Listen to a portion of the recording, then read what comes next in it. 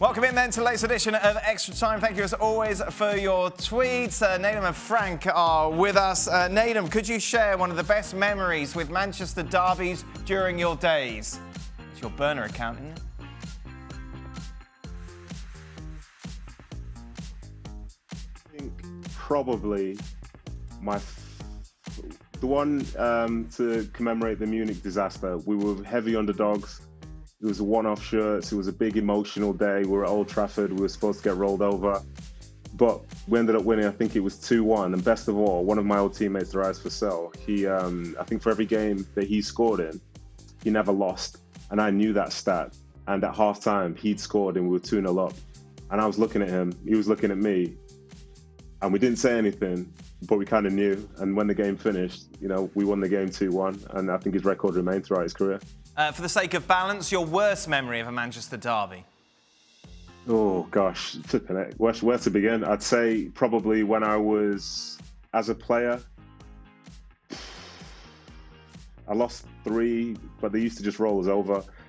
Probably the worst one was 2010, I think, when it was the League Cup semi-final. And we had a lot of hope. We had anticipation of possibly getting to our first final in God knows how long. And then United won it late in that game. And it was kind of a false start for the club at that point. But looking at where they are now, I think that was the beginning of a better run for Manchester City. Liverpool are having their struggles at the moment. We know that, Frank. However, this person is suggesting that Liverpool may need a new throwing coach to shake things up. I don't think so. I really don't think so. I think Klopp should stay to show that he can react with all teammates. And I don't see any other coach coming and changing the path that Liverpool is going on right now. And I don't feel that anybody can change what's it's kind of a curse right now. And so therefore, I want Klopp to stay. Nedum, this goes back to the throwing coach taking credit during Liverpool's success over the last couple of years, a theory which has been very much poo-pooed by our very own Stevie Nicol. Would you welcome a throwing coach coming in and helping you? To be honest, when I was playing, some of my teams were very bad at throw-ins, but the fact of the matter is it doesn't help you put the ball on the goal essentially. So I think as far as throwing coaches taking credit for stuff, I think it's a prime example that you should maybe just keep quiet and let other people tell you how good you are instead of you telling others how much value you actually have. Frank, maybe you could have tried that during your career. No, leave me alone. Tell me, I didn't know because I saw Nedum with a Manchester City shirt, yes. Showing to the world that is really cheering Yeah. that blue club. Are we allowed to say whether we support a team? Like for me, it will be, for example, Chelsea, or are we not? We know you support Chelsea. You say we all the time. It's not a surprise, is it? You don't have to wear a Chelsea shirt. Yeah, okay. So, but we have to be I mean, we have to be clear, very clear. I can come to the show with the Chelsea shirt. Yeah, that's fine. To the show to the Chelsea. You played for Chelsea, won the FA Cup, and Nedum played for Manchester City before they got good. That's pretty much where we are, right? They got good as soon as I left. That's a fact. That's true. Me too, Nedum. Don't worry. Have the guys ever been in a club where the president is starting to go through a lot of drama and the board, like with Barcelona? What kind of impact does this have on the manager and the player? So at first club, which I won't name because you know who it is, Dan, I'm sure. We had an owner who was potentially going to get locked up in Thailand in Thaksin Shinawatra, and he came in with a lot of really good ideas, and it sounded like the club was progressing. But then all of a sudden you're hearing that his assets are going to be frozen and he's going to be deported and all this stuff. So you kind of start to wonder. And looking back now, having spoken to people who had control then, there were a few players and deals which had to go a certain way, otherwise the club might not have even continued to exist. So yeah, I'd say Shinawatra was definitely an owner who affected the manager, the players, and overall the football club. But thankfully, they managed to move on without him. Wow. Frank, did you have any situation where what was going on the board was affecting what was going on the pitch? Yeah, so when I left Chelsea, I went to Marseille, and it was kind of a big mess where I had one training session with the coach who signed me, Tomislav Ivic. First day, he say welcome, and after the training session, he say goodbye. I don't know why I'm sacked, but I'm sacked. and we went through 3 chairmen during the season and 4 or 5 coaches. Wow. The first season. And I was the captain of the team. And that was very fun. That was really fun. That was something. Frank, what was that like? Because we know what the Marseille fans are like. Like, just going out to a restaurant, going to a bar, could you do that sort of stuff? I was living far away. I was living in Aix-en-Provence, which is like 45 minutes away from Marseille. And no, it's impossible to live. Well, at my time, it was impossible to live in Marseille, down Marseille. You cannot go out. I went one day on the main street, and I was to pretend that I was on the phone because people wanted to take pictures or sign or talk to me. And Marseille, they're very Latin, so they want you to come to the bar and drink with them and talk about football for hours. So they're very nice people, but we're not allowed to do so. So I was living in the countryside. Yeah. Nedum, forget Lewandowski. If you could pick a player from Bayern to build your team around, who would you choose? That's a good question. Finally, yeah, good question from you. Well, it's not me. I don't make any of these questions. I don't sit here. Draw okay, I'll take it back all then. these questions. I retract my compliment. Still not a good question from you. I would say, that's so tough. Come on. You know. What's the answer? Nedum. What's the answer, Frank? What's the answer? The captain, Neuer. You have to take Neuer. You can't build a team around a goalkeeper, Frank. He's not playing up front, he's the same age as me. Okay. He's the same age as me, and I'm retired, Oh, so no so chance am I Kimmich? building a team around him. Kimmich. Yeah. Kimmich, yes. maybe? I'd say Kimmich, yeah. Yeah? Kimmich, yeah. Very good player. That's the one for me.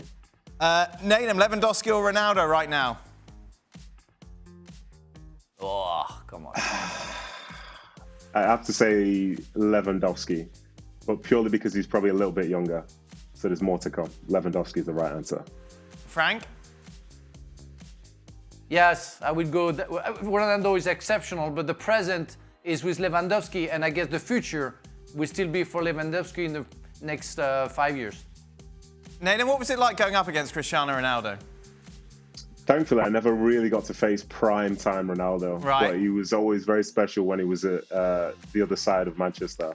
And yeah, he was incredible. And I think looking back, once his career is finished and Messi's career is finished, I hope we can actually take stock of how good they are instead of just pitting them against each other.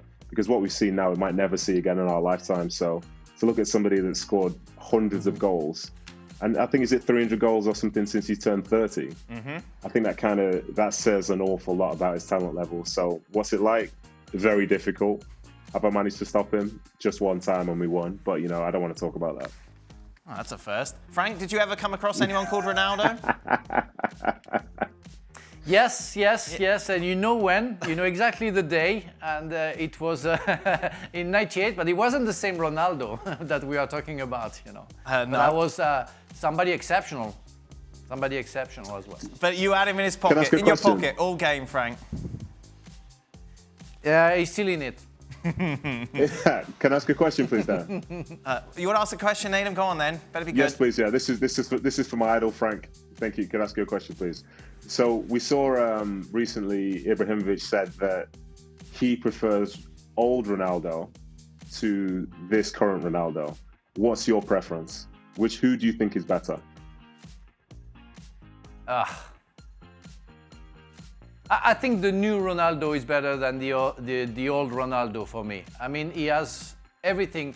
And on top of it, the old Ronaldo has been injured many times during his career, where you take the statistics, you take the goal that they both scored. There is no comparison, no possible comparison. What Cristiano Ronaldo does for the whole career long is absolutely exceptional. And you say, you were talking about Messi and him. They absolutely aliens for me in the world of football nowadays. And the old Ronaldo, or the only one, Ronaldo, the number 9, was exceptional, and I had the chance to play only once against him. But I talked to Yuri Jokaev, who played with Inter, with him, or Zidane, who played with him when he was playing for Real Madrid. They say that the guy had everything, but I didn't play enough to compare those two, or to see, because I didn't play against Cristiano Ronaldo and I played only once against Ronaldo. But when I see what they can do, I think Cristiano Ronaldo was more complete than the other one. I might be wrong, because we are talking about the top of the top. But yeah, I will go for Cristiano Ronaldo. Let's go down from the top, shall we? Can Lille hold off PSG and Lyon to the end in Ligue 1, Frank?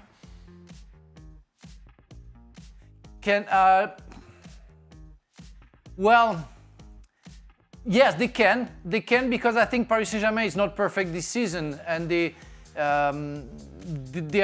been exceptional against Barcelona lately, but they were capable of losing 4 days after against Monaco at home. So I think Lille is capable of holding up, especially because they're out of the Champions League as well. And therefore, I think they can carry on and be the possible champion next summer. But those teams, they are there because the top level dropped dramatically for me. That's the only reason, and we see that in every championship in Europe. Who does Nedum think was the best Premier League player of the last decade? Oh, that's easy. Is it? Yeah. Is it? The last decade? Oh my goodness. I'll keep it safe. I'll say Sergio Aguero. That's the guy for me. And I think he's been special. And what about no Manchester City players? It says. Okay, no Manchester City players. He doesn't know. I don't really know. I don't know many of the players in the league. That's a tough question. No, I think in this last decade, you see what Man City have actually done. They've been probably the most successful team, so I'd have to go there. And yeah, I think Frank could probably back me up as well. I need a bit of support, Frank. Please help me. Well, yeah, I love Aguero. Can we pick somebody who didn't play too many games in the last decade? I mean, I'm talking about Drogba. I'm talking about Lampard and those players. John Chelsea Terry. Players. Well, of course, they're all Chelsea players. Yeah, that's it. Yeah, but I will put somebody that I think nobody will think about. It's Anderson. Anderson is the main player for Liverpool, and if Liverpool won the last 2 years, it's because of the captain. Yeah, but he's not. I'm fed up, with strikers. I don't want to talk about strikers anymore. Okay. Well, thank you very much for watching ESPN on YouTube. For more sports highlights and analysis, be sure to download the ESPN app. And for live streaming, premium content, and let's not forget as well, ESPN FC 7 days a week. Subscribe to ESPN Plus.